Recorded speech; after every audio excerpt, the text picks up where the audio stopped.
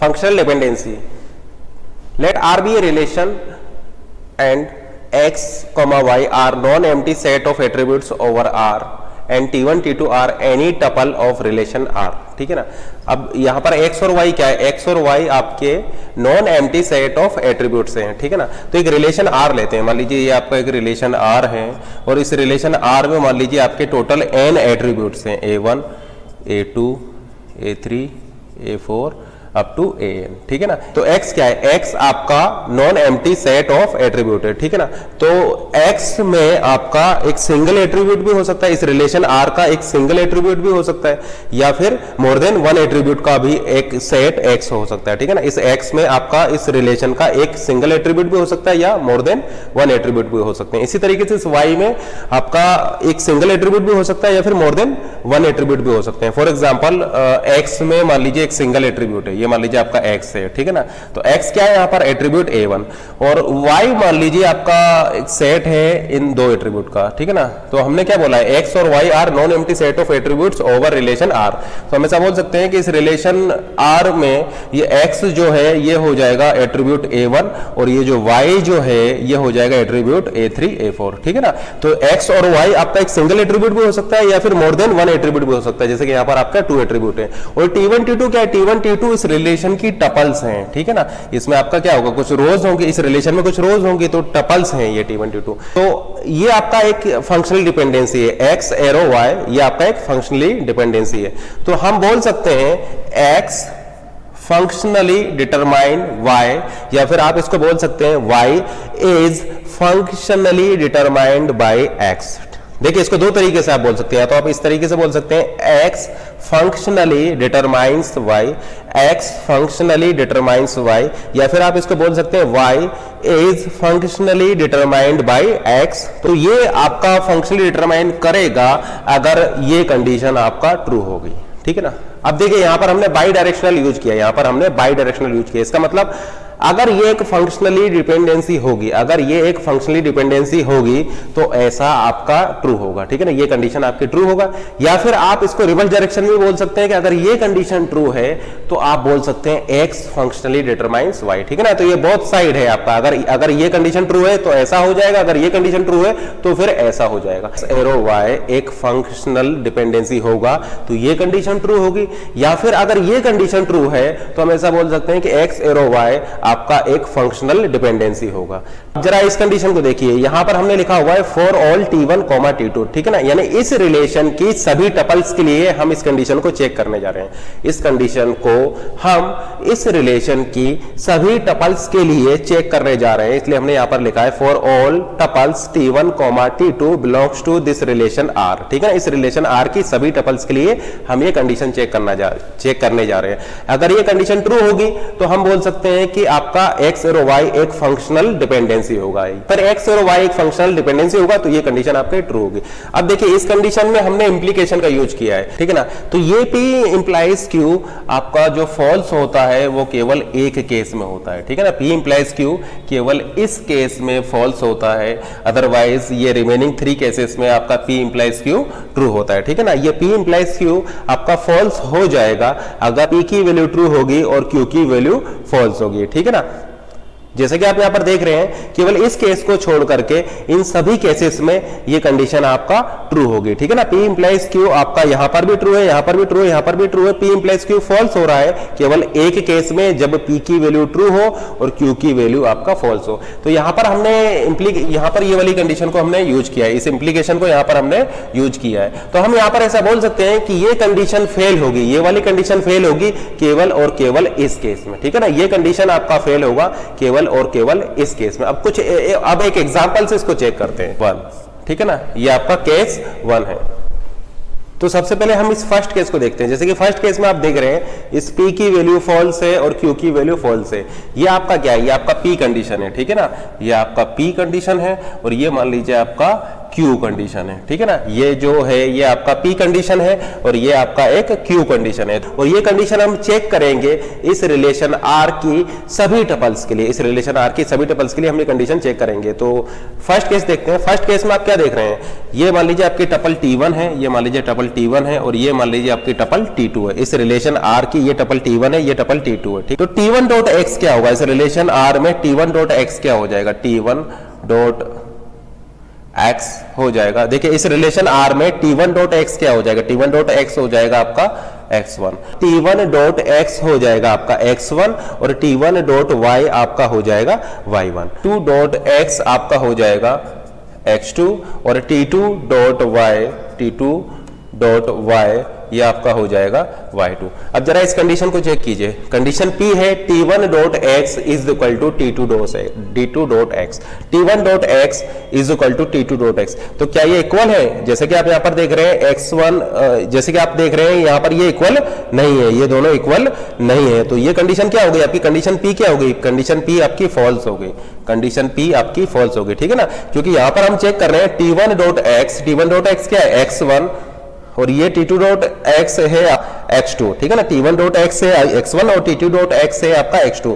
तो जैसे कि आप यहाँ पर देख रहे हैं ये इक्वल नहीं है, तो ये कंडीशन क्या हो गई आपकी, ये कंडीशन फेल हो गई, ठीक है ना, ये कंडीशन आपकी फेल हो गई। तो हम यहाँ पर ऐसा बोल सकते हैं कि कंडीशन P जो थी वो यहाँ पर आपका फॉल्स हो गई। यहाँ पर हम ऐसा बोल सकते हैं कि जो कंडीशन P थी वो आपका फॉल्स हो गई, ठीक है ना, क्योंकि यहाँ पर आप चेक कर रहे हैं T1 dot x is equal to T2 dot x, तो ये कंडीशन आपकी फॉल्स हो गई, ठीक है ना, P वाली कंडीशन आपकी फॉल्स हो गई।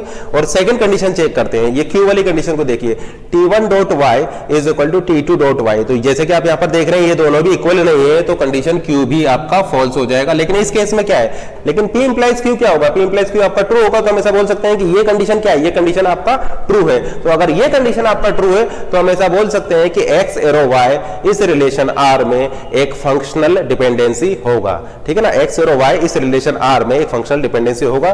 तो इस केस में हम ऐसा बोल सकते हैं कि x एरो y एक फंक्शनल डिपेंडेंसी आपका यहां पर होगा। केस 2 देखते हैं, आप ये इसको x1 ले लेते हैं और इसको x2 ले लेते हैं, तो ये कंडीशन P आपका, ये कंडीशन P आपका यहाँ पर फॉल्स हो जाएगी, ठीक है ना। अब कंडीशन Q को देखते हैं। कंडीशन Q क्या है, कंडीशन Q यहाँ पर ट्रू है। तो कंडीशन Q ट्रू है तो मान लीजिए ये आपका y1 ले लेते हैं और इसको भी हम y1 ले देते हैं।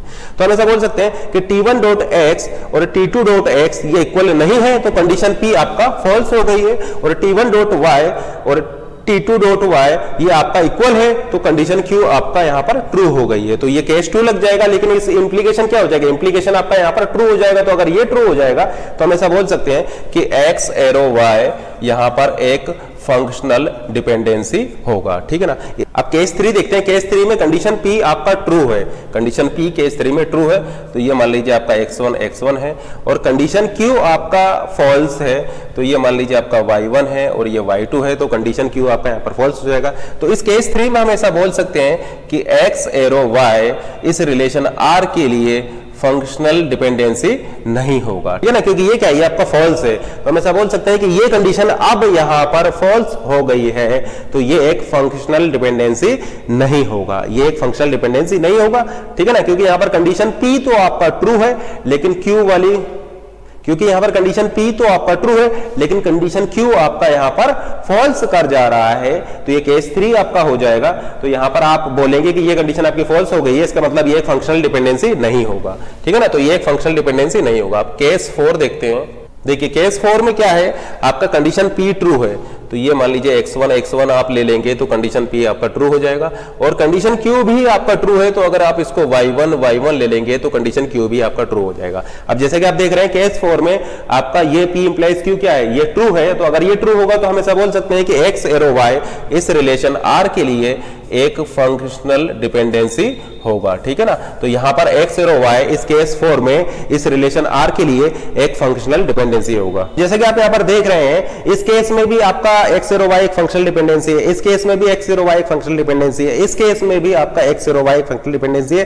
केवल इस केस 3 में आप ऐसा बोल सकते हैं कि x एरो y इस रिलेशन R के लिए एक फंक्शनल डिपेंडेंसी नहीं होगा, ठीक है ना। तो देखिए ये आपके टोटल 4 केसेस हैं, तो इन 4 केसेस को चेक करने से अच्छा है आप केवल एक केस को चेक कर लें, आप केवल इस केस 3 को चेक कर लें, ठीक है ना। अगर उस रिलेशन में ये केस 3 नहीं आ रहा है तो आप ऐसा बोल सकते हैं कि x एरो y वहां पर एक फंक्शनल डिपेंडेंसी होगा, और अगर उस रिलेशन में ये केस 3 आपको मिल जाता है तो फिर आप ऐसा बोल सकते हैं कि वो उस रिलेशन में x एरो y एक फंक्शनल डिपेंडेंसी नहीं होगा, ठीक है ना। क्योंकि केस 3 के केस में ये आपका फॉल्स हो जाएगा, केस 3 के केस में ये आपका फॉल्स हो जा रहा है। तो आप इन 4 केस को चेक करने से बेटर है कि आप केवल ये एक केस चेक कर लें। अगर ये केस उस रिलेशन में प्रेजेंट है तो आप बोलेंगे कि ये x एरो y एक फंक्शनल डिपेंडेंसी नहीं होगा, और अगर ये आपका केस एब्सेंट है तो फिर आप ऐसा बोल सकते हैं कि x एरो y वहां पर एक फंक्शनल डिपेंडेंसी हो जाएगा।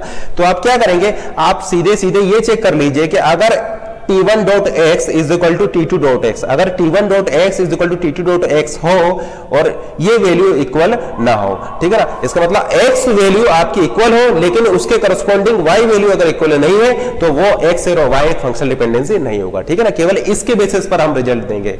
यानी हम ऐसा बोल सकते हैं कि अगर t1.x आपके इक्वल है, अगर आपके t1.x इक्वल है लेकिन उसके करस्पॉन्डिंग t1.y आपके इक्वल नहीं है तो फिर उस केस में x एरो y एक फंक्शनल डिपेंडेंसी नहीं होगा। इस थ्योरी के बेसिस पर आप एक कंक्लूजन भी दे सकते हैं। अगर हम आपसे ये कहें कि एक रिलेशन R आपके पास है और यहां पर आप कोई भी एक की ले रहे हैं, देखिए एनी की, आप कोई भी की ले सकते हैं, ठीक है ना, और राइट हैंड साइड में आपका कुछ भी हो सकता है, राइट हैंड साइड में मान लीजिए आपका कुछ भी हो सकता है, तो उस रिलेशन R के लिए ये एक फंक्शनल डिपेंडेंसी होगा, ये एक फंक्शनल डिपेंडेंसी होगा, ठीक है ना।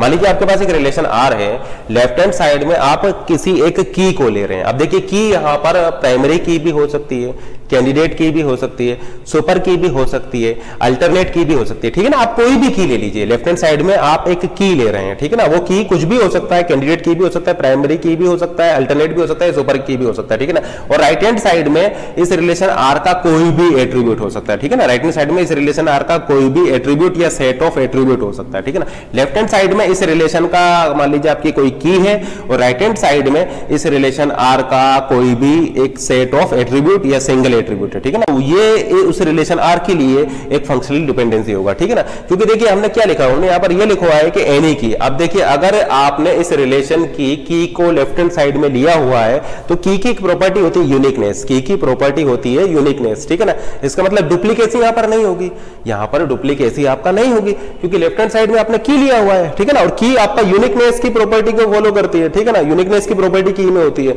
तो आप उस केस में बोल सकते हैं कि अब यहां पर केस 3 कभी पॉसिबल ही नहीं है, ठीक है ना, क्योंकि ऐसा हो ही नहीं सकता कि ये वैल्यूज आपका इक्वल आ जाए, ये वैल्यूज इक्वल आ जाए, ऐसा इस की के केस में नहीं हो सकता है, ठीक है ना।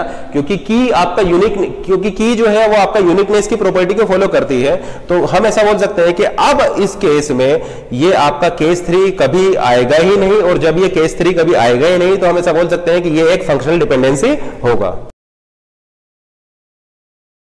अब ये मान लीजिए कि स्टूडेंट रिलेशन आप ले रहे हैं, ठीक है ना। इस स्टूडेंट रिलेशन में एट्रीब्यूट हो जाएंगे student ID, student name, course ID and course name. अब यहाँ पर हम फंक्शनल डिपेंडेंसी इस रिलेशन के लिए कैलकुलेट करने जा रहे हैं। अब जैसे कि आप यहाँ पर देख रहे हैं स्टूडेंट आईडी क्या है, स्टूडेंट आईडी इस रिलेशन स्टूडेंट के लिए की एट्रीब्यूट है। ये जो एसआईडी है इस स्टूडेंट रिलेशन के लिए एक की हो जाएगा, ठीक है ना।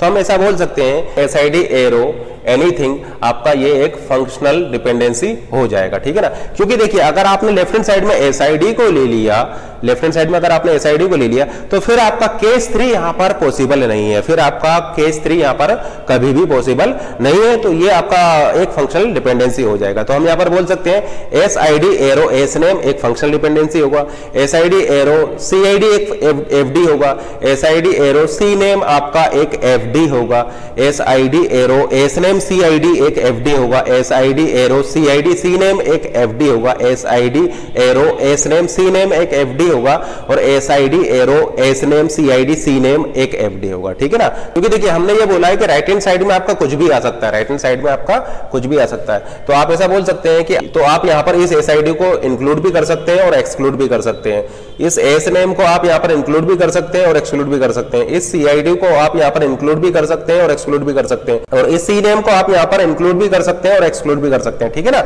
देखिए एस आई डी को आप यहाँ पर, क्योंकि देखिए राइट हैंड साइड में आपका कोई भी एट्रीब्यूट आ सकता है, राइट हैंड साइड में आपका कोई भी एट्रीब्यूट आ सकता है, तो आप इस एस आई डी को इंक्लूड भी कर सकते हैं, एक्सक्लूड भी कर सकते हैं। इस एस नेम को आप यहाँ पर इंक्लूड भी कर सकते हैं, एक्सक्लूड भी कर सकते हैं। इस सी आई डी को आप यहाँ पर इंक्लूड भी कर सकते हैं, एक्सक्लूड भी कर सकते हैं। इसी तरीके से इस सी नेम एट्रीब्यूट को आप यहाँ पर इंक्लूड भी कर सकते हैं और एक्सक्लूड भी कर सकते हैं। तो आपके पास टोटल कितनी चॉइस हो जाएंगे? आपके पास टोटल चॉइस हो जाएंगे 2⁻⁻16, यानी यहाँ पर आपको टोटल 16 फंक्शनल डिपेंडेंसी मिलेंगी इस एस आई डी से। अब जरा चेक करके बताइए, क्या C I D arrow C name यहां पर एक एफडी होगा? C I D arrow C name, तो जरा चेक कीजिए क्या यहां पर केस 3 पॉसिबल है? देखिए केस 3 कब हो सकता है? केस 3 तब हो सकता है जब ये कंडीशन ट्रू हो और ये कंडीशन फॉल्स हो। अगर केस 3 आपको मिल जाता है तो फिर ये एफडी नहीं होगा, ठीक है ना। केस 3 कब होगा? केस 3 होगा जब ये ट्रू हो और ये आपका ट्रू ना हो, यानी पी ट्रू हो और क्यू आपका फॉल्स हो। तो जरा चेक कीजिए, देखिए यहां पर आपका पी ट्रू हो गया, यहां पर आपका पी ट्रू हो जाएगा। तो अगर ये आपका ये दोनों इक्वल है तो देखिए ये दोनों भी इक्वल है, इसका मतलब ये केस 3 यहां पर नहीं लग रहा है। या इसको देखिए, अगर ये दोनों इक्वल है तो ये दोनों भी आपके क्या है? इक्वल है, ठीक है ना। या फिर आप इसको देखिए, ये दोनों इक्वल है तो ये दोनों इक्वल है, ये दोनों इक्वल है तो ये दोनों भी आपके इक्वल हो जाएंगे, ये दोनों इक्वल है तो ये दोनों भी आपके इक्वल हो जाएंगे। तो हम ऐसा बोल सकते हैं कि इसमें केस 3 आपका नहीं लग सकता, तो C I D arrow C name आपका एक एफडी होगा। S I D arrow C I D भी आपका एक एफडी होगा, क्योंकि आपका यहां पर भी केस 3 नहीं लगेगा, केस 3 यहां पर नहीं लगेगा। तो S I D arrow C I D भी आपका एक एफडी होगा। अब जरा मुझे ये बताइए, क्या S name arrow C I D एक एफडी होगा? S name arrow C I D क्या एक एफडी होगा? तो देखिए जैसे कि आप यहाँ पर देख रहे हैं, ये दोनों वैल्यू इक्वल है, ये दोनों वैल्यू इक्वल है और ये दोनों वैल्यू इक्वल नहीं है, ठीक है ना। ये दोनों वैल्यू इक्वल है, ये दोनों वैल्यू इक्वल नहीं है, तो ये आपका केस 3 हो जाएगा।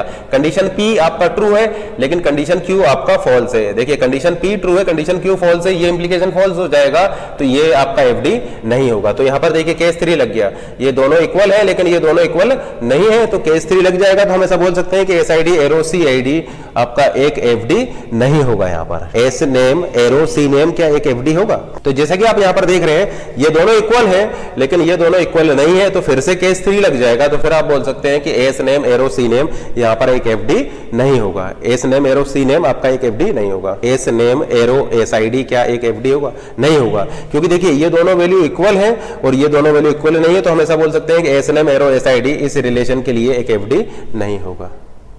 अब सीआईडी को चेक करते हैं, क्या सीआईडी एरो एसआईडी एक एफडी होगा? सीआईडी एरो एसआईडी, तो जैसे कि आप यहां पर देख रहे हैं ये दोनों वाले इक्वल है लेकिन ये दोनों वाले इक्वल नहीं है, तो हम ऐसा बोल सकते हैं सीआईडी एरो एसआईडी एफडी नहीं होगा। सीआईडी एरो एस नेम क्या एफडी होगा?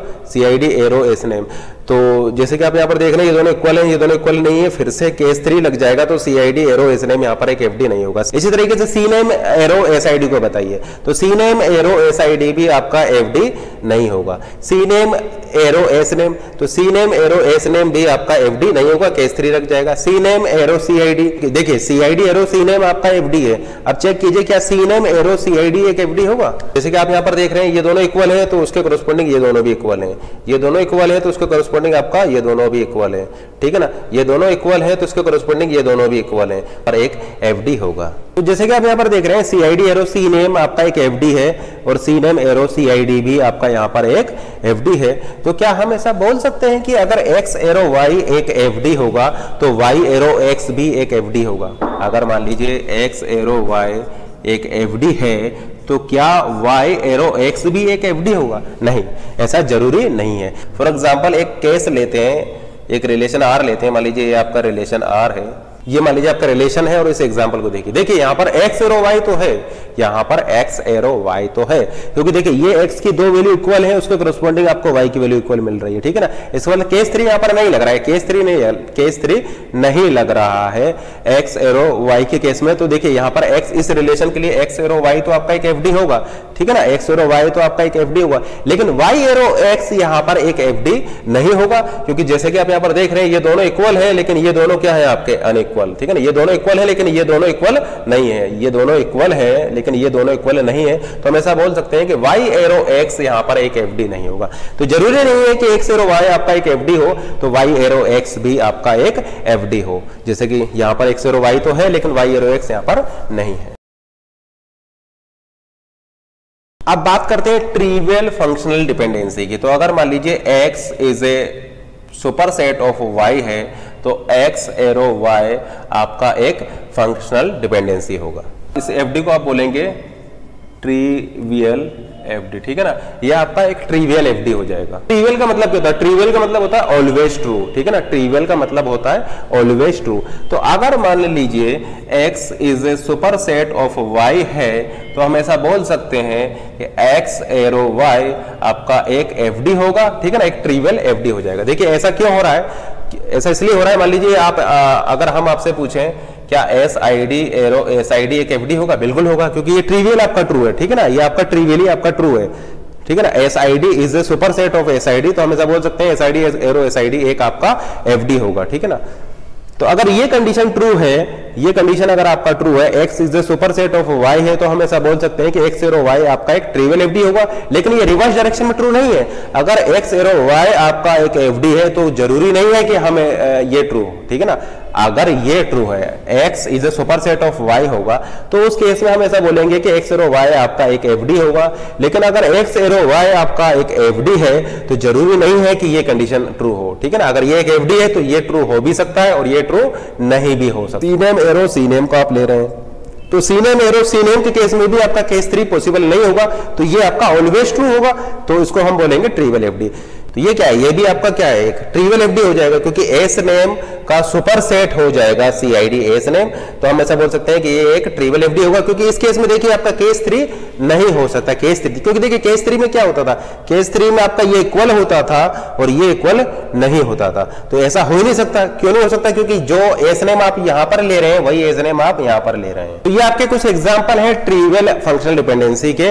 For example SID arrow SID, SID S name arrow SID, SID S name arrow S name, SID S name arrow SID S name. तो ये आपके trivial FDs के example है, क्योंकि यहाँ पर ये कंडीशन आपका ट्रू होगी तो ये x एरो y आपका एक फंक्शनल डिपेंडेंसी यहाँ पर होगा। जैसे कि यहाँ पर देखिए SID एस नेम आपने लिया हुआ है, तो ये SID का सुपर सेट है, तो यहाँ पर जो आपकी SID की वैल्यूज आएगी वो इसी में से तो आएंगी। तो हम ऐसा बोल सकते हैं कि यहाँ पर केस 3 नहीं लग सकता। जैसे कि एक एग्जांपल से इसको देखते हैं। अब जैसे कि आप यहाँ पर देख रहे हैं A एरो B नहीं होगा, A एरो B एक FD नहीं होगा, क्योंकि देखिए ये इक्वल है, ये इक्वल नहीं है, तो A एरो B आपका एक FD नहीं होगा। अब जरा चेक कीजिए क्या B एरो A एक FD होगा?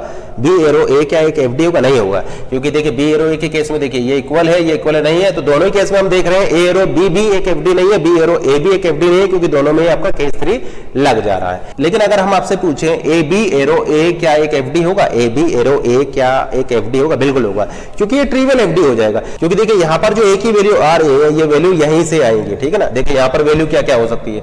यहाँ पर वैल्यू हो सकती है आपका 1 1 2 1 1 3 एंड 4 2, और A की वैल्यू क्या है? A की वैल्यू है 1 2 1 4। तो आप यहाँ पर क्या देख रहे हैं? यहाँ पर जो आप A की वैल्यू ले रहे हैं ये वही वैल्यू है जो आपका यहाँ पर यूज कर रहे हैं, ठीक है ना। अब जैसे कि आप यहाँ पर देख रहे हैं यहाँ पर केस 3 कभी नहीं हो सकता। जैसे कि देखिए यहाँ पर 1 1 आया है, यहाँ पर 1 1 आया है, तो आगे कहीं आपका 1 1 नहीं आया है। देखिए 2 1 आया है तो आगे कहीं आपका 2 1 नहीं आया है, 1 3 आया है तो आगे कहीं आपका 1 3 नहीं आया है, 4 2 आया है तो आगे कहीं आपका ये 4 2 नहीं आया है, ठीक है ना। हम ऐसा बोल सकते हैं कि अब इस केस में आपका, तो हम ऐसा बोल सकते हैं कि अब यहाँ पर केस 3 आपका नहीं लग सकता है, तो AB एरो A आपका एक FD होगा, AB एरो A आपका एक FD होगा। लेकिन मान लीजिए कि इसको हम थोड़ा चेंज कर देते हैं। ये मान लीजिए आपका C एट्रीब्यूट होता, ये मान लीजिए आपका C एट्रीब्यूट होता और ये होता कुछ आपका इस तरीके से 2 1 1 1 5 4 6। क्या अब ये FD होता? नहीं होता, क्योंकि देखिए यहाँ पर 1 1 आया है, यहाँ पर भी 1 1 आया है, तो ये दोनों क्या हो गए? आपके सेम हो गए, ये दोनों इक्वल हो गए, लेकिन ये दोनों इक्वल नहीं है। तो हम ऐसा बोल सकते हैं अब यहाँ पर आपका केस 3 लग गया है, क्योंकि देखिए ये दोनों आपके क्या है? ये दोनों सेम है, लेकिन ये दोनों सेम नहीं है, ये दोनों सेम नहीं है, तो यहाँ पर क्या लग गया? आपका केस 3 लग गया। तो हम ऐसा बोल सकते हैं कि AB एरो C इस केस में FD नहीं होगी।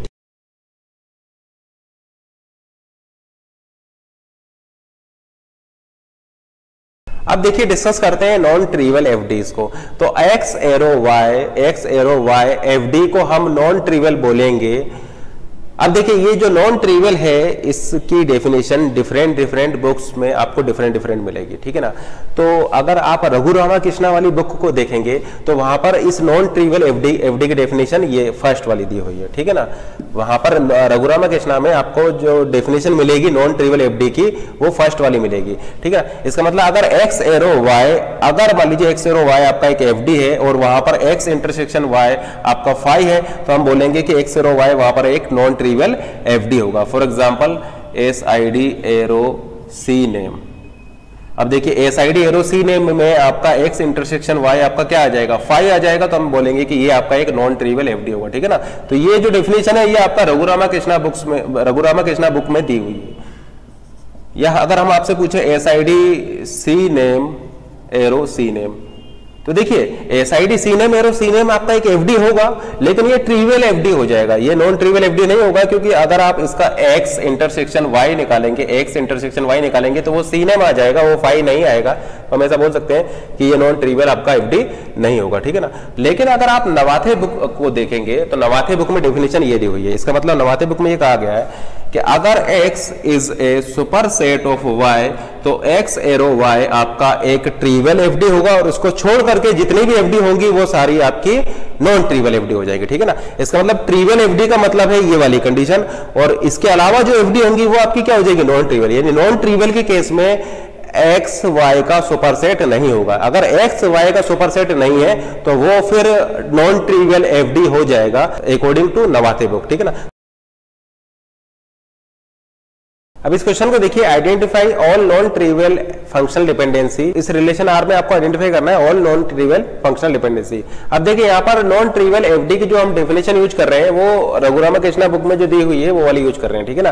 तो अगर एक्स एरो वाई आपका एक एफडी है और एक्स इंटरसेक्शन वाई अगर आपका फाई है तो हम बोलेंगे कि वो आपका एक नॉन ट्रिवियल एफडी होगा, ठीक है ना। तो इस डेफिनेशन का हम यहाँ पर यूज कर रहे हैं। तो देखिए आपके जो कॉम्बिनेशन बन सकते हैं इस रिलेशन आर में, आपके 3 एट्रीब्यूट है, तो एफडीज के इतने ही कॉम्बिनेशन बन सकते हैं, ठीक है ना। अब देखिए हम चेक करते हैं इनमें से कितने कॉम्बिनेशंस आपके एफडी होंगे। For example A arrow B को देखिए, क्या ए एरो बी आपका एक एफडी होगा?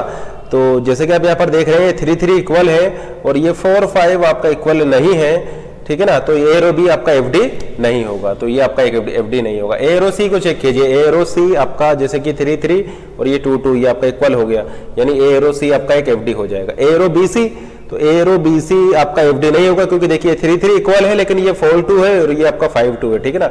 लेकिन अगर मान लीजिए ये 4 2 होता, ये भी आपका 4 2 होता, ठीक है ना, ये 4 2 होता और ये भी आपका 4 2 होता, तो फिर उस केस में हम बोल सकते थे कि ए एरो बी सी यहाँ पर एक एफडी हो जाता, ठीक है ना। लेकिन इस केस में ए एरो बी सी नहीं होगा, क्योंकि ये 3 3 इक्वल है लेकिन ये 4 2 आपका इक्वल नहीं है, तो ये भी आपका एक एफडी नहीं होगा। बी एरो सी को चेक कीजिए, बी एरो सी में देखिए ये दोनों इक्वल है तो ये दोनों भी आपके इक्वल हो गए, 5 5 इक्वल है तो 2 2 भी इक्वल है, इसका मतलब बी एरो सी भी आपका एक एफडी होगा।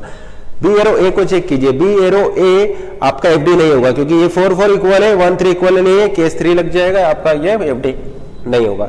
बी एरो एसी को चेक कीजिए, बी एरो एसी भी नहीं होगा, क्योंकि देखिए ये 4 4 इक्वल है, ये 4 4 इक्वल है, लेकिन ये 1 2 है, ये 3 2 है, 1 2 3 2 इक्वल नहीं है, ये 1 2 3 2 इक्वल नहीं है। बी एरो एसी भी आपका एफडी नहीं होगा, क्योंकि ये 4 4 आपका इक्वल है, लेकिन ये यहाँ पर आपका 1 2 है और यहाँ पर आपका 3 2 है, तो ये भी आपका एक एफडी नहीं होगा। सी एरो ए को चेक कीजिए, ये आपका 2 2 इक्वल है लेकिन ये 1 2 इक्वल नहीं है, केस 3 लग जाएगा, तो ये भी आपका एक एफडी नहीं होगा। सी एरो बी को चेक कीजिए, सी एरो बी भी नहीं होगा, ये 2 2 इक्वल है और 4 5 इक्वल नहीं है। सी एरो ए बी को चेक कीजिए, तो सी एरो ए बी में देखिए ये आपका 2 2 इक्वल है लेकिन ये 1 2 है और ये आपका 2 5 है, तो सी एरो ए बी भी यहाँ पर एफडी नहीं होगा।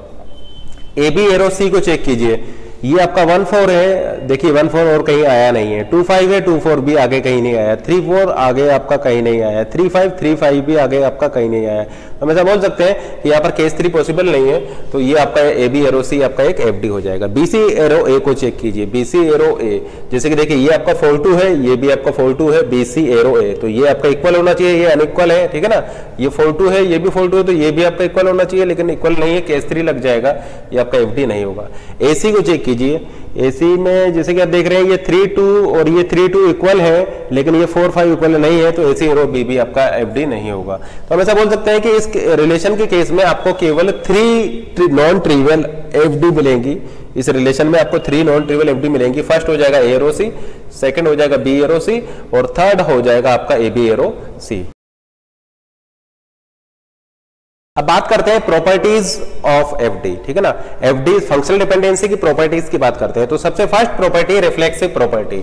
तो रिफ्लेक्सिव प्रॉपर्टी ये बोलती है कि अगर मान लीजिए x is a superset of y, then if x is a superset of y, then x arrow y आपका एक एफडी होगा। ये आपका एक ट्रिवियल एफडी होता है, ठीक है ना। तो इस प्रॉपर्टी को बोला जाता है रिफ्लेक्सिव प्रॉपर्टी। तो ये फंक्शनल डिपेंडेंसी की एक रिफ्लेक्सिव प्रॉपर्टी है। तो रिफ्लेक्सिव प्रॉपर्टी है अगर x आपका सुपरसेट है y का, देन x एरो y आपका एक एफडी होगा। सेकंड प्रॉपर्टी है ट्रांजिटिव प्रॉपर्टी। ट्रांजिटिव प्रॉपर्टी ये बोलती है कि अगर मान लीजिए x एरो y आपका एक एफडी है एंड y एरो z आपका एक एफडी है, देन x एरो z भी आपका एक एफडी होगा। तो ये आपकी एक ट्रांजिटिव प्रॉपर्टी है, ठीक है ना। फॉर एग्जांपल मान लीजिए a एरो bc आपका एक एफडी है और bc एरो मान लीजिए d आपका एक एफडी है। तो हम ट्रांजिटिव प्रॉपर्टी को यहाँ पर यूज करके ये बोल सकते हैं a एरो d भी आपका एक एफडी होगा। तो ये आपकी ट्रांजिटिव प्रॉपर्टी है। अब हम ऑग्यूमेंटेशन प्रॉपर्टी को देखते हैं। तो ऑग्यूमेंटेशन प्रॉपर्टी में हम एफडी को ऑग्यूमेंट करेंगे। मान लीजिए कि एक एफडी आपको गिवन है x arrow y, x arrow y आपका एक एफडी है। तो इसको हम ऑग्यूमेंट कर देंगे एट्रीब्यूट z से, तो हमें मिल जाएगा x z arrow y z। तो अगर ये आपका एक एफडी है तो फिर x z arrow y z भी आपका एक एफडी होगा। ये होती और ये हो जाएगी आपकी ऑग्यूमेंटेशन प्रॉपर्टी। तो ऑग्यूमेंटेशन प्रॉपर्टी है अगर x एरो y आपका एक एफडी है तो z को z एट्रीब्यूट से इसको ऑग्यूमेंट करने के बाद भी आपको एक एफडी मिलेगा, ठीक है ना। x एरो y आपका एक एफडी है तो x z arrow y z भी आपका एक एफडी होगा। नेक्स्ट प्रॉपर्टी देखते हैं यूनियन प्रॉपर्टी। तो आप एफडीज का यूनियन भी कर सकते हैं। फॉर एग्जांपल अगर मान लीजिए आपको एक एफडी गिवन है x एरो y और सेकंड एफडी गिवन है x एरो z, ठीक है ना। अगर ये मान लीजिए आपके पास ये दो एफडी हैं, first FD x arrow y, second FD x arrow z, तो आप इसका यूनियन करके बोल सकते हैं x एरो y z भी आपका एक एफडी होगा, ठीक है ना। अगर x एरो y आपका एक एफडी है, x एरो z आपका एक एफडी है, तो x एरो y z भी आपका एक एफडी होगा और ये हो जाएगी आपकी यूनियन प्रॉपर्टी। यहां पर आप क्या कर रहे हैं, y और z का यूनियन कर दे रहे हैं। अब स्प्लिटिंग प्रॉपर्टी को देखते हैं। तो स्प्लिटिंग प्रॉपर्टी जो है वो आपका यूनियन का रिवर्स है। फॉर एग्जांपल अगर मान लीजिए आपके पास एक एफडी है x arrow y z, x arrow y z अगर आपके पास एक एफडी है तो फिर उस रिलेशन में x arrow y and x arrow z भी एफडी होंगे, ठीक है ना। अगर मान लीजिए एक रिलेशन में आपके पास x एरो y z एक एफडी है तो फिर x arrow y and x arrow z भी आपका वहां पर एफडीज होंगे। तो इसको बोला जाता है स्प्लिटिंग प्रॉपर्टी। स्प्लिटिंग प्रॉपर्टी आपने क्या किया, इस y और z को स्प्लिट कर दिया। तो x एरो y z अगर आपका एक एफडी है तो x arrow y and x arrow z भी आपका एफडी होगा। फॉर एग्जाम्पल मान लीजिए आपके पास एक एफडी गिवन है a arrow b c d, a arrow B C D. तो अगर ये आपका एक एफडी है तो हम यहां से ये बोल सकते हैं रूल्स को लगा करके कि ए एरो बी भी आपका एक एफडी होगा, ए एरो सी भी एफडी होगा, ए एरो डी भी एक एफडी होगा, ए एरो बी सी भी आपका एफडी होगा, ए एरो सी डी भी आपका एक एफडी होगा और ए एरो बी डी भी आपका एक एफडी होगा और ए एरो बी सी डी भी आपका एफडी होगा। यहां पर हमने रूल लगाया है स्प्लिटिंग रूल, ठीक है ना। स्प्लिटिंग रूल का यूज करके हम यहां पर ये बात बोल सकते हैं। अगर मान लीजिए हमारे पास एक एफडी गिवन है ए एरो बी सी डी, तो फिर हम ऐसा बोल सकते हैं अगर ये मान लीजिए हमारे पास एक एफडी गिवन है किसी रिलेशन आर के लिए, अगर ये एक एफडी हमें गिवन है तो फिर हम ऐसा बोल सकते हैं A B arrow C D भी वहां पर एक एफडी होगा, A B arrow C D भी वहां पर एक एफडी होगा। अब देखिए इसको आप कैसे प्रूव करेंगे। इसको प्रूव करेंगे सबसे पहले इस एफडी पर हम ऑग्यूमेंटेशन प्रॉपर्टी को लगा देंगे तो ये हो जाएगा ए बी एरो, देखिए बी से ऑग्यूमेंट करेंगे तो आपको मिल जाएगा A B arrow B C D. B से ऑग्यूमेंट करने पर इस एफडी को बी से ऑग्यूमेंट करने पर आपको ये मिल जाएगा और फिर यहाँ पर हम स्प्लिटिंग रूल लगा सकते हैं। तो स्प्लिटिंग रूल लगा देंगे तो हमें मिल जाएगा ए बी एरो बी और सेकंड एफडी मिल जाएगा A B arrow C D. तो ये तो आपका क्या हो जाएगा, ये आपका ट्रिवियल एफडी हो जाएगा। ये आपका ट्रिवियल हो जाएगा तो हमें यहां से मिल जाएगा A B arrow C D. इसका मतलब हम ऐसा बोल सकते हैं कि अगर A arrow B C D अगर आपको एक एफडी गिवन है, ये मान लीजिए एफडी आपको गिवन है तो एक एफडी आपको मिल जाएगा A B arrow C D. Second FD आपको आप यहां से बोल सकते हैं A C arrow B D और थर्ड एफडी वहां पर एग्जिस्ट करेगी A D arrow B C. ठीक है ना। अगर ये एफडी आपको गिवन है तो हम ऐसा बोल सकते हैं कि एबी एरो सीडी भी एक एफडी होगा, एसी एरो बीसीडी भी एक एफडी होगा, एडी एरो बीसी भी आपका एक एफडी होगा। और इसी तरीके से हम यहाँ पर ये भी बोल सकते हैं कि एबीसी एरो डी भी एक एफडी होगा, या फिर एसीडी एरो बी भी आपका एक एफडी होगा, या फिर A B D arrow C भी आपका एक एफडी होगा। तो अगर ये एक एफडी आपको गिवन है तो आप इन सारे एफडीज को ड्राइव कर सकते हैं इस एक एफडी से, ठीक है ना। तो आप जो प्रॉपर्टीज का यहां पर यूज करेंगे, प्रॉपर्टीज को यूज करके आप इन सभी एफडीज को ड्राइव कर सकते हैं।